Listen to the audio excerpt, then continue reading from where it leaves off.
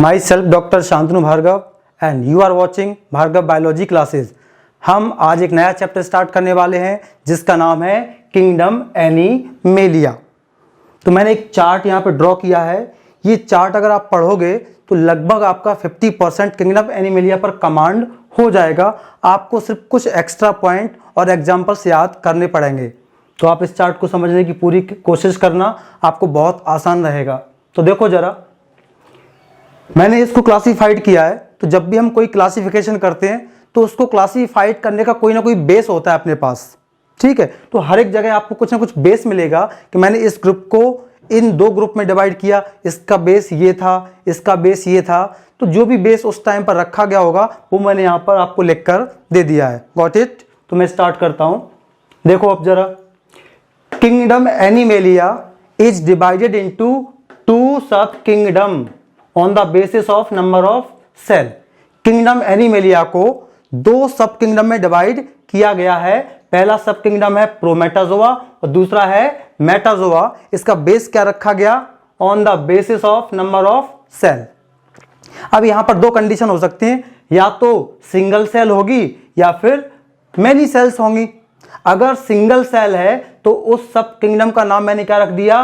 प्रोमेटाजोआ। इसका एग्जांपल है phylum protozoa. चूंकि ये फाइलम प्रोटोजोआ को अब हम कहां पे पढ़ते हैं? किंगडम प्रोटिस्टा में, क्योंकि किंगडम प्रोटिस्टा की डेफिनेशन क्या है? Unicellular eukaryotic cell. तो ये सब कैसे हैं? सिंगल सेल्ड हैं बट यूकैरियोटिक सेल हैं। तो अब ये ग्रुप यहां से हटके कहां पहुंच गया? किंगडम प्रोटिस्टा में। लेकिन आप बोलोगे सर आपने यहां पे क्यों बताया ये? जब ये नाम रखा गया था प्रोटोजोआ तो ये यही सोच के रखा गया था कि ये दुनिया में सबसे पहले बनने वाले एनिमल्स हैं। प्रोटो मतलब फर्स्ट, जोआ मतलब एनिमल। अब इस ग्रुप को हम कहां पढ़ते हैं? किंगडम प्रोटिस्टा में। तो एनिमल सब स्टार्ट कहां से होंगे? यहां से होंगे, मेटाजोआ से स्टार्ट होंगे। ठीक, तो हम आगे देखते हैं। सब किंगडम मेटाजोआ, सब kingdom Metazoa is divided into 2 branch on the basis of presence of tissue. ये जो सब किंगडम मेटाजोआ है इसको 2 ब्रांच में डिवाइड किया गया है। पहला ब्रांच है पैराजोआ, दूसरा है यूमेटोजोआ। इसका बेस क्या रखा था? On the basis of presence of tissue. इसमें भी 2 कंडीशन हो सकती है, या तो टिश्यू नहीं होगा या फिर टिश्यू होगा। अगर टिश्यू नहीं होगा तो उस ब्रांच का नाम रखा गया पैराजोआ, और जिसमें टिश्यू था उस ब्रांच का नाम रखा गया यूमेटाजोआ। इसका एग्जाम्पल है फाइलम पोरीफेरा। अब मैं फाइलम पोरीफेरा के बारे में 2 बातें बोल सकता हूं। They are multicellular and tissue is absent. जो एनसीईआरटी में लिखा है वो आपको यहीं से समझ में आ रहा है कि इसमें टिश्यू नहीं होता है। ये आपको चार्ट से ही पता चल गया। और एक क्वेश्चन और बनता है जो एम्स में आ चुका है पहले, study of porifera is called parazoology. ये पैराजूलॉजी वर्ड यहां से निकल के आया। ये क्वेश्चन पहले पूछा जा चुका है। स्टडी ऑफ पोरीफेरा को क्या बोलते हैं? तो क्या बोलेंगे? पैराजूलॉजी। अब आता है अपना यूमेटाजोआ। इसके बारे में 2 पॉइंट बोल सकता हूं। They are multicellular and tissue is present. कहने का मतलब यह है कि दुनिया में सबसे पहले टिश्यू किसमें बनना स्टार्ट हुआ था? यूमेटाजोअन्स में। पैराजोआ मल्टीसेलुलर तो है बट टिश्यू एब्सेंट है इसमें। तो हम अगर बोलें यू मतलब होता है ट्रू, मेटाजो मतलब एनिमल्स। जो सच्चे एनिमल्स हैं, जो ट्रू एनिमल्स हैं, वो हम कहां से मान सकते हैं? यूमेटाजोआ से। We are all eumetazoans. तो इसको मैं आगे एक्सप्लेन करता हूं। अब देखो, branch eumetazoa is divided into 2 grade on the basis of symmetry. यानी मैं ये कह रहा हूं आपसे, ब्रांच यूमेटाजोआ को 2 ग्रेड में डिवाइड किया गया है। इसका बेस क्या रखा गया? On the basis of symmetry. किस किस में किया गया है? पहला हो जाएगा रेडिएटा और दूसरा हो जाएगा अपना बायलेट्रिया। इसका बेस क्या रखा? सिमेट्री। या तो सिमेट्री रेडियल होगी तो ग्रुप का नाम क्या हो जाएगा? रेडिएटा। अगर सिमेट्री बायलेटरल होगी तो क्या हो जाएगा? बायलेट्रिया। तो जो रेडिएटा ग्रेड है, ग्रुप है, इसमें आता है फाइलम सिलेंट्रेटा और फाइलम टिनोफोरा। तो जब भी आप ये 2 फाइलम पढ़ोगे तो उसके बारे में आप पहले से ही ये क्वेश्चन बता सकते हो। They are all multicellular, tissue is present and symmetry is radial. ये क्वेश्चन का आंसर आपको बगैर एनसीईआरटी पढ़े ही मिल गया। मतलब दुनिया में सबसे पहले बनने वाले ये वो एनिमल्स हैं जिनमें टिश्यू बना था। तो आगे चल के जब आप नर्वस सिस्टम पढ़ोगे तो वहां पे भी एक क्वेश्चन आएगा, सबसे पहले न्यूरॉन्स का फॉर्मेशन किस में हुआ था? जवाब हो जाएगा सीलेंट्रेटा में, आई मीन हाइड्रा में, जेलीफिश में। ये इसके एग्जाम्पल्स हैं, ये हम आगे देखेंगे। अब यहाँ पे सिमेट्री अगर आया है तो मुझे सिमेट्री की जिक्र भी करना पड़ेगा। पहला होता है असिमेट्रिकल, जब हम किसी ऑर्गेनिज्म को किसी भी एंगल से जो सेंट्रल एक्सिस से गुजरता है कभी भी दो इक्वल हाफ में डिवाइड नहीं कर सकते हैं, उसको हम बोलते हैं असिमेट्रिकल। जैसे फॉर एग्जांपल ये अमीबा, कैसा हो जाएगा ये? असिमेट्रिकल। यानी किसी भी एंगल जो सेंट्रल एक्सिस से गुजरता है उसको हम कभी भी दो इक्वल हाफ में डिवाइड नहीं कर सकते हैं, उसको मैंने क्या बोल दिया? असिमेट्रिकल। और ये असिमेट्री किस में होने वाली है? पैराजोम है, क्योंकि इसमें रेडियल है, इसके आगे सब में क्या है? बाइलेटरल। तो ये भी सीक्वेंस बन गया कि नहीं बन गया अपना? असिमेट्रिकल, रेडियल, इसके बाद वालों में सब में क्या हो जाएगा? बाइलेटरल। आपको एनसीईआरटी पढ़ना ही नहीं पड़ी, आपको यहां से ही समझ में आ रहा है। दूसरी सिमेट्री होती है बाइलेटरल, जब किसी ऑर्गेनिज्म को हम जो कि सेंट्रल एक्सिस से पास होता है वो उसको दो इक्वल हाफ में डिवाइड कर देता है, उसको हम बोलते हैं बाइलेटरल सिमेट्री। बाय मतलब टू, लेटरल मतलब साइड बाय साइड। जैसे आप मुझे अगर बीच में से काटोगे तो मुझे आप टू इक्वल हाफ में डिवाइड कर सकते हो, यानी मुझ में क्या है? Bilateral symmetry. तो जो मोस्टली ये बाइलेटरिया के बाद जितने भी ग्रुप्स के नाम लिखे हैं इन सब में सिमेट्री क्या होने वाली है? बाइलेटरिया। ये आपको याद ही नहीं करना है। अब आता है रेडियल सिमेट्री, किसको बोलती है? रेडियल सिमेट्री का मतलब है दो एंगल से जो कि सेंट्रल एक्सिस से पास होता है टू इक्वल हाफ में डिवाइड कर सकते हैं, उसको बोलते हैं रेडियल सिमेट्री। मतलब ऐसा आया आपको समझ में? तो सिमेट्री क्या है? असिमेट्रिकल, रेडियल सिमेट्रिकल और बाइलेटरल सिमेट्री। तो जिसमें रेडियल सिमेट्री है उस ग्रुप का नाम है रेडिएटा, जिसमें बाइलेटरल सिमेट्री उसको मैंने बोल दिया बाइलेट्रिया। तो अब देखो ये जो ग्रेट बाइलेट्रिया है इसको वापस दो ग्रुप में डिवाइड कर दिया गया है। इसका बेस क्या है? On the basis of blastopore. अब ये ब्लास्टोपोर क्या है मैं इसके बाद अगली स्लाइड में आपको बताने वाला हूं इसी लेक्चर में। अभी ब्लास्टोपोर कुछ होता है ऐसा मान के चलो आप। Great Bilateria is divided into two group on the basis of blastopore. या तो ब्लास्टोपोर से माउथ बनेगा या ब्लास्टोपोर से एनस बनेगा। अगर ब्लास्टोपोर से माउथ बनेगा तो उस ग्रुप का नाम हो जाएगा प्रोटोस्टोमिया।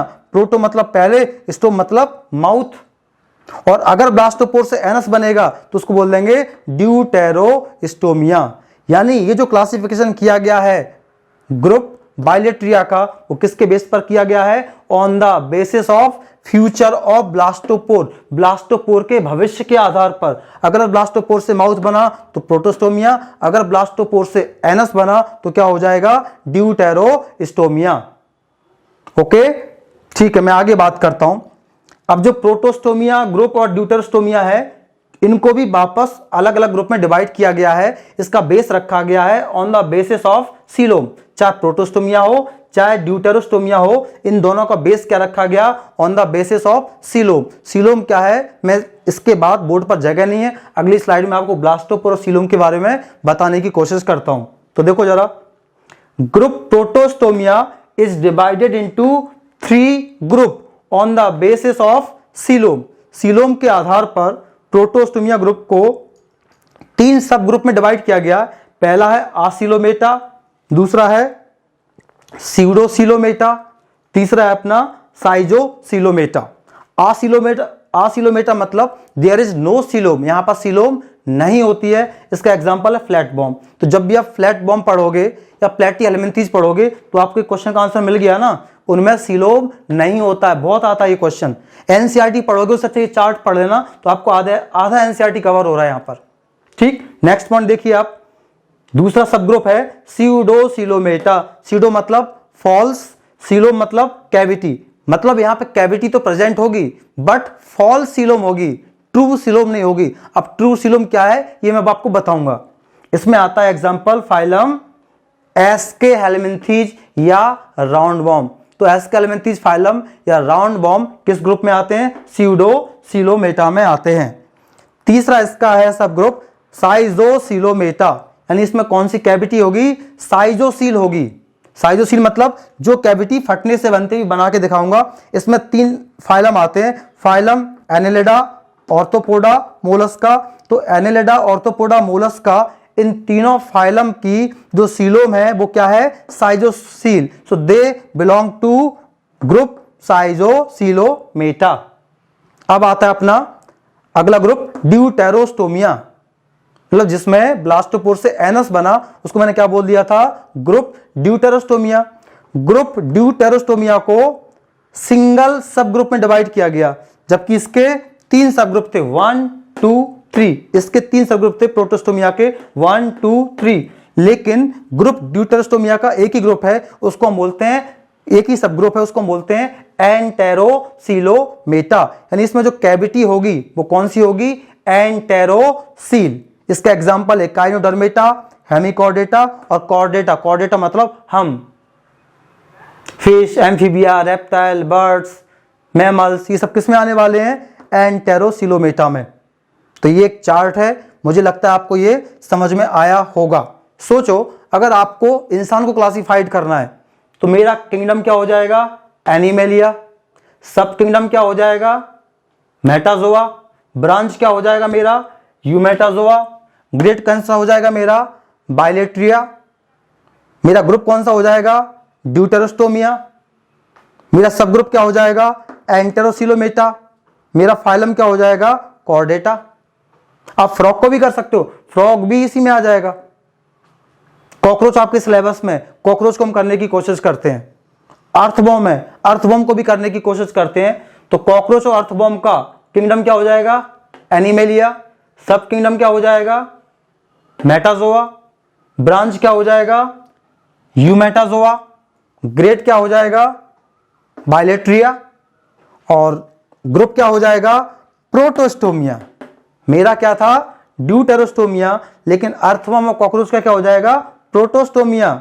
इनका जो सब ग्रुप है वो क्या हो जाएगा, साइजोसीलोमेटा। एनेलिडा में आता है अर्थवॉर्म, ऑर्थोपोडा में आता है कॉकरोच। तो आपको समझ में आया। आप इस चार्ट के बेस पर किसी भी दुनिया के किसी भी एनिमल को क्लासिफाइड कर सकते हो। ये बहुत आसान है, आप इसको कर लेना तो आधे से ज्यादा क्वेश्चन का आंसर तो आपको यही दे देगा। अब इसके जो मैंने बोला था ब्लास्टोपोर क्या होता है, सीलोम क्या होता है, वो हम नेक्स्ट स्लाइड में देखते हैं। तो आइए अब हम देखते हैं सीलोम और ब्लास्टोपोर के बारे में, ये क्या होता है। जो अभी हमने चार्ट पढ़ा था उसमें ये 2 नाम आए थे, ब्लास्टोपोर क्या होता है और सीलोम क्या होता है। पहले हम बात करते हैं ब्लास्टोपोर की। देखो जरा ब्लास्टोपोर क्या है।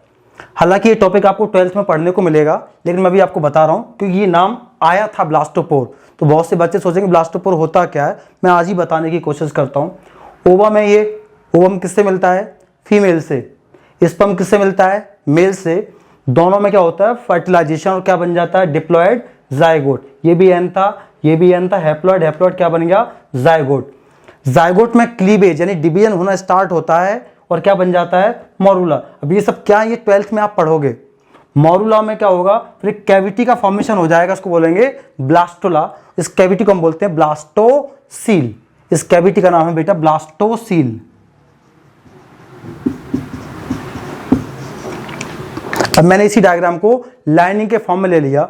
सोचो ब्लास्टोसील एक बलून है, आप अगर बलून में ऐसे पुश करोगे तो उसमें अंदर इन्वेजिनेशन होगा कि नहीं होगा, और एक नई कैविटी बनेगी। जो बलून की ओरिजिनल कैविटी थी वो क्या थी, ब्लास्टोसील। अब आप इमेजिन करो मैंने इसको यहाँ पे दबाना स्टार्ट किया तो दबने से एक नई कैविटी नहीं बनेगी, ये नई कैविटी बनती जाएगी और जो ओरिजिनल ब्लास्टोसील है वो धीमे धीमे कम होता जाएगा। देखो ऐसे मैं जितना पुश करता जाऊंगा ये और नीचे आता जाएगा। तो जो नई कैविटी बनी इसको हम बोलते हैं आर्की एंटेरॉन। क्या बोलते हैं, आर्की एंटेरॉन। और उसका जो माउथ है उसको बोलते हैं ब्लास्टोपोर, और ये जो स्टेज है उसको बोलते हैं गैस्ट्रोला। यानी blastopore is the mouth of gastrula, not blastula. नाम कैसा लग रहा है आपको, ब्लास्टोपोर ब्लास्टुला में होता होगा। तो क्वेश्चन में बहुत से बच्चे कंफ्यूज हो जाते हैं, ब्लास्टुला में तो कोई माउथ है ही नहीं। तो ब्लास्टोपोर किसका माउथ है, गैस्ट्रोला का, यानी आर्की एंटेरॉन का है। और इसी गैस्ट्रोला में 3 जर्म लेयर बन जाते हैं, एक्टोडर्म, मेसोडर्म और एंडोडर्म। इसी से हमारी बॉडी के सारे ऑर्गन्स बनते हैं। मतलब मैं अगर पूरा बना हूं तो इन्हीं तीनों लेयर से बना हूं। मेरे कुछ ऑर्गन्स एक्टोडर्म से बने हैं, कुछ मीजो से बने हैं, कुछ एंडो से बने हैं। अब मुझे आपको पढ़ाना है सीलोम। तो पहले इसकी डेफिनेशन क्या है? सीलोम मतलब होता है ट्रू सीलोम। अगर वो लिख के देगा आसीलोम, सीडोसीलोम, तो ही आपको मान के चलना है कि वो सीडोसीलोम है। अकेला सीलोम लिखा है तो इसका मतलब ही है कि वो ट्रू सीलोम की बात कर रहा है। तो मैं इसकी डेफिनेशन दे रहा हूं, आपको याद रखना। True coelom is always developed from mesoderm and always lined by mesoderm. सुना आपने? जो ट्रू सीलोम है वो हमेशा किससे बनेगी? मीजोडर्म से बनेगी। और हमेशा किससे लाइंड होगी? मीजोडर्म से ही लाइंड होगी, वो भी लगातार कंटिन्यूअस लाइंड बाय मीजोडर्म। अगर ऐसा है तो वो ट्रू सीलोम है, अगर ऐसा नहीं है तो वो सीलोम तो है लेकिन वो फॉल्स सीलोम है। जैसे फॉर एग्जांपल ये रूम है, अब ये रूम में कैविटी है क्या? नहीं, बिल्कुल है, तो मैं तो बोलूंगा सीलोम है। क्या ये रूम की कैविटी ट्रू सीलोम है क्या?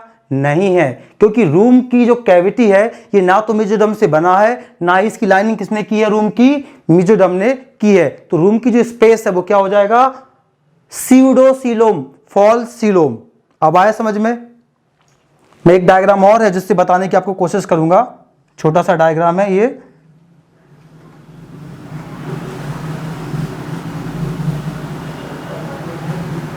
हो जाएगा आपका बॉडी बॉल, ये हो जाएगा GIT, ये हो जाएगा सीलोम बीच का। अब मैं आपको ट्रू सीलोम बना के दिखा रहा हूं। तो ये क्या है अपना? मीजोडर्म। तो मैंने क्या बोला? ट्रू सीलोम हमेशा किससे बनता है? मीजोडर्म से बनता है और मीजोडर्म से ही लाइंड होता है। ठीक, तो ये मैंने जो 3 लेयर थे ना, एक्टो, मीजो, एंडो, मैंने यहां से मीजोडर्म उठा लिया और ये रख दिया यहां पर। अब इसी से मुझे बनाना है। सोचो ये मीजोडर्म है पूरा ऐसा। मीजोडर्म जब फट जाएगा, जब मीजोडर्म फट जाएगा तो इससे जो गैप बना, ये मीजोडर्म से बना कि नहीं बना? बना। और किससे लाइंड है ये? अभी भी मीजोडर्म से। तो ये ट्रू सीलोम है क्या? हाँ है। लेकिन ये कैसे बना? फटने से बना। तो बोल देंगे फटने से बनने वाला। जब कोई सीलोम मीजोडर्म के स्प्लिट होने से बनता है, देखो ये ऐसे फट गया ऐसे, तो ये सीलोम बना कि नहीं बना? तो ये ट्रू सीलोम है, इसका नाम हो जाएगा साइजोसील। ये किसमें था? एनिलिडा, ऑर्थोपोडा, मोलस्का में। तो उस ग्रुप का नाम मैंने क्या रख दिया था? साइजोसीलोमेटा। अब दूसरा क्या है? एंटेरोसील थी। ये कैसे बनता है? ये मीजोडर्म है, इसमें सबसे पहले क्या बनेंगे? एंटेरिक पाउच बनेंगे। ये क्या बन गया? एंटेरिक पाउच बन गए। अब आप सोचो यही पाउच बढ़ते जाएंगे। देखो ये पाउच बढ़ता गया, बढ़ता गया, बढ़ता गया, बढ़ता गया, बढ़ता गया।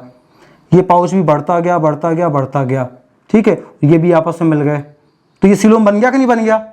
तो जब कोई सीलोम एंटेरिक पाउच से बनता है तो हम उसको बोलते हैं एंटेरोसील। मतलब true coelom is of 2 types, साइजोसील प्लस एंटेरोसील। जिसमें एंटेरोसील होती है उनको बोलते हैं एंटेरोसीलोमेटा, जिसमें साइजोसील होती है उसको बोलते हैं साइजोसीलोमेटा, और इन दोनों को मिला के बोलते हैं यूसीलोमेटा, यानी सच्ची सीलोम वाले। तो ये आपको कॉन्सेप्ट समझ में आया? ट्रू सीलोम हमेशा किससे बनता है? मीजोडर्म से बनता है और मीजोडर्म से ही लाइंड होता है। मैं आपको एनसीईआरटी में दिखाने की कोशिश करता हूं। 1 मिनट में आपको दिखाता हूं।